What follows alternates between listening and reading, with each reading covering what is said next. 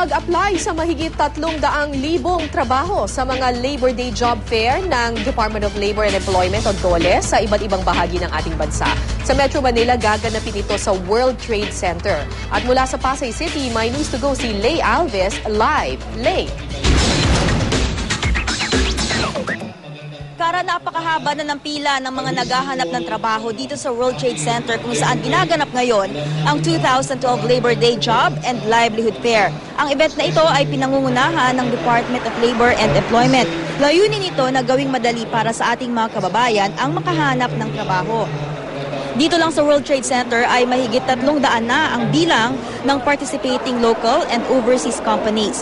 May mga job fair din sa mga SM Mall dito sa Metro Manila at mga regional offices ng DOLE. Kabilang dito ang Cebu, Davao, Cagayan de Oro, Zamboanga, Bacolod, Iloilo at iba pang mga probinsya.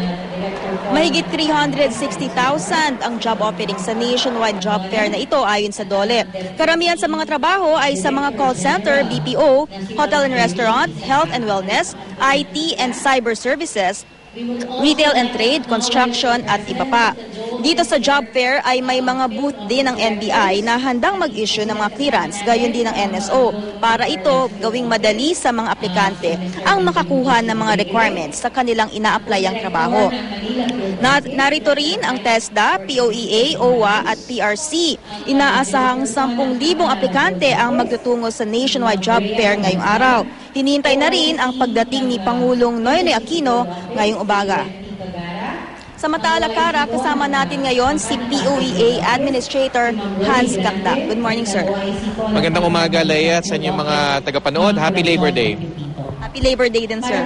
So, sir, ilan po ang participating overseas companies dito sa job fair na ito?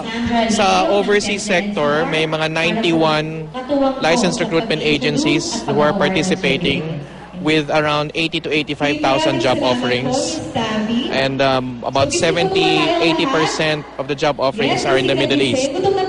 Sir, ano naman po yung mga trabaho na available para po sa ating mga kababayan? Well, maraming mga skills and mga semi-skilled workers that are needed abroad. And umiikot lang naman yan sa construction, services, sales, office work, and then hotel and restaurant management. And then of course, may mga healthcare services din na kailangan. Sir, ano po yung ating maipapayo sa mga aplikante na magtutungo po dito ngayon sa World Trade Center at sa iba pang mga job fair sa ibang bahagi ng bansa? Well, ang pinakapayo of course is tumungo sa mga licensed recruitment agencies. Dito naman sa ating jobs fair ay naniniguro tayo na puro licensed recruiters yan. And then of course, yung inyong resume and certificate of employment, bitbitin nyo lang. Preba na meron kayong sapat na karanasan na naglalaro sa 1 to 3 years ang karanasan na usually na kailangan. Then of course, napansin ko sa mga streamers na mga recruiters, maraming hindi naniningil ng placement fee. So mainam na pumunta kayo dun sa mga recruiters na hindi nagcha-charge ng placement fees. Marami pong salamat, POEA Administrator Hans Kakda. Salamat. At yan muna ang latest mula rito sa Pasay. Balik sa iyo, Kara. Yes, Lay. Tatanong ko lang para dun sa ating mga kababayan na pupunta dyan sa job fair. Una-una, hanggang anong oras yung job fair na yan? At pangalawa, ano yung mga kailangan nilang dalhin para masiguradong walang aberya yung kanilang pag-a-apply sa trabaho? Yes. Kara, 8 a.m., one-day affair lang itong job fair na ito dito sa World Trade Center. So nagsimula ito 8 a.m. at magtatagal ito hanggang 5 p.m. mamayang hapon. So kanina nga ay sinabi sa atin na kabilang sa mga requirements ay resume.